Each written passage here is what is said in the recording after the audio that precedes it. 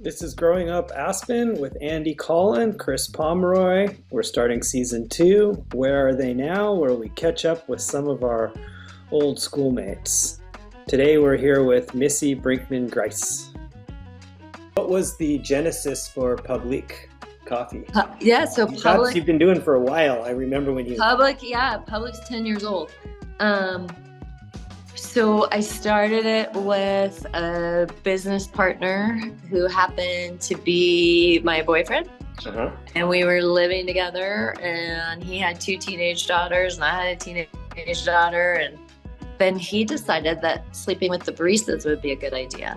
Oh, gosh. Yeah. So I was like, you know what? I bought this building where the roastery is and the event venue, 12,000 square feet. So we have coffee roastery, Publik Coffee Roasters, and then we have Publik Coffee, the cafe, and then we have Publik Space, which is a 4,000 square foot event venue, all attached. And the cafe is 2 stories, and it even has little offices around that you can rent up on the mezzanine. But I had bought the building, and I was like, you know what?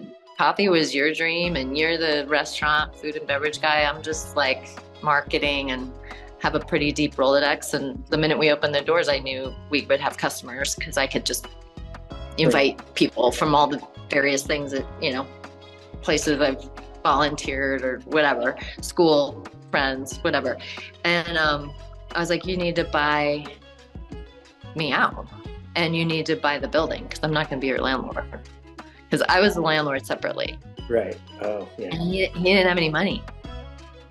Oh, wow. So I know nothing about coffee. Right.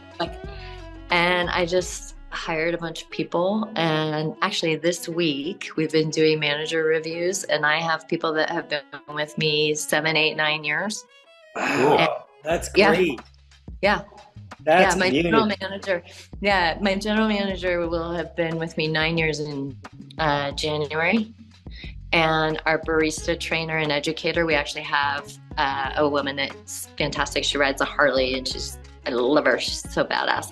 But she goes around to all the Publix and works on consistency and quality with the baristas. Mm-hmm. But they've both been with me since January.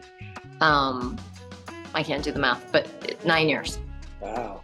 So this is a difficult question. I apologize in advance, but is the barista monger still in the picture? No.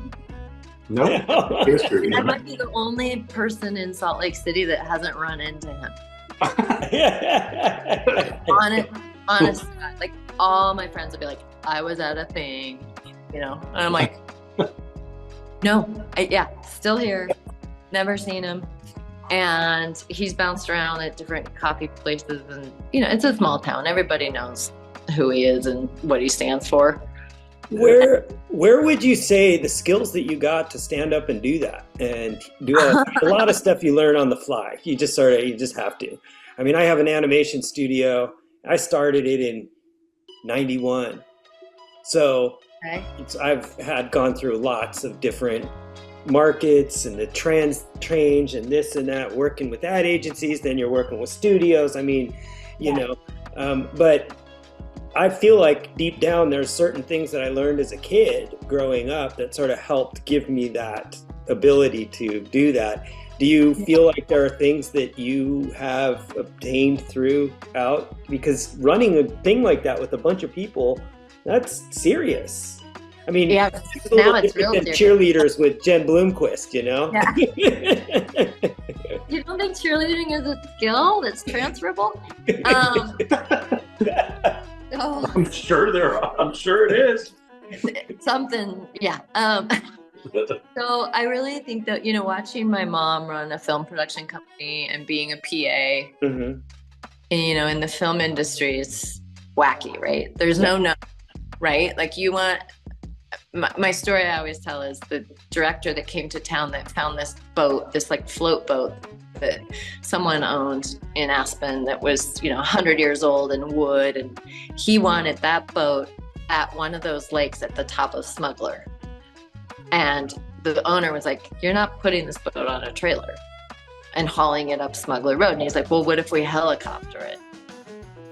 And they did, right? So I grew up watching that kind of stuff, Right. like shenanigans of there's always a yes, and you just hustle and you get creative.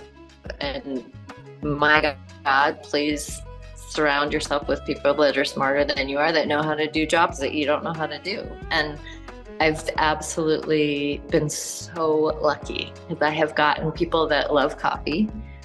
And I have, 2 restaurants now out of it. And the servers and the kitchen staff and everybody, I mean, they are good people, but they're also really good at their jobs. And I'm just like I don't. A brilliant snapshot of capitalism or America. I mean, just the story you just told is just, that's awesome. Andy would say that we all learned those key skills in capitalism from selling the newspaper. As you said before, buy it for 10 cents, sell it for 20, get a big tip and go back and get more, But no, sure. That's a really great story and a great snapshot of capitalism, I think. It is. Success, You know what it is? I feel like the thing I got out of Aspen was collaboration. In other words, we had more fun with other people than we did with ourselves. And I felt like I grew up in a group, and I feel more comfortable in a group. Like when I'm doing stuff with a bunch of folks as opposed to just myself, even if I can do it.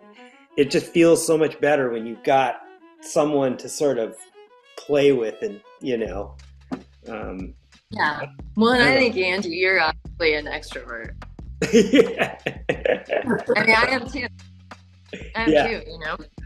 Yeah. I'm more on the extrovert when I need to be, but I honestly kind of feel the opposite of Andy sometimes. Although I do love working with him and other people, but sometimes it's better to just put my head down and work on stuff and then get it out there to see what people think.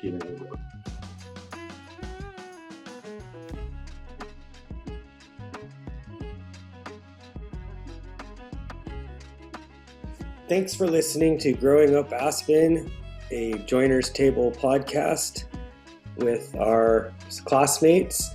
We'd like to thank the Aspen Times and the Aspen Daily News for letting us include some of their materials in our book, Growing Up Aspen, Adventures of the Unsupervised.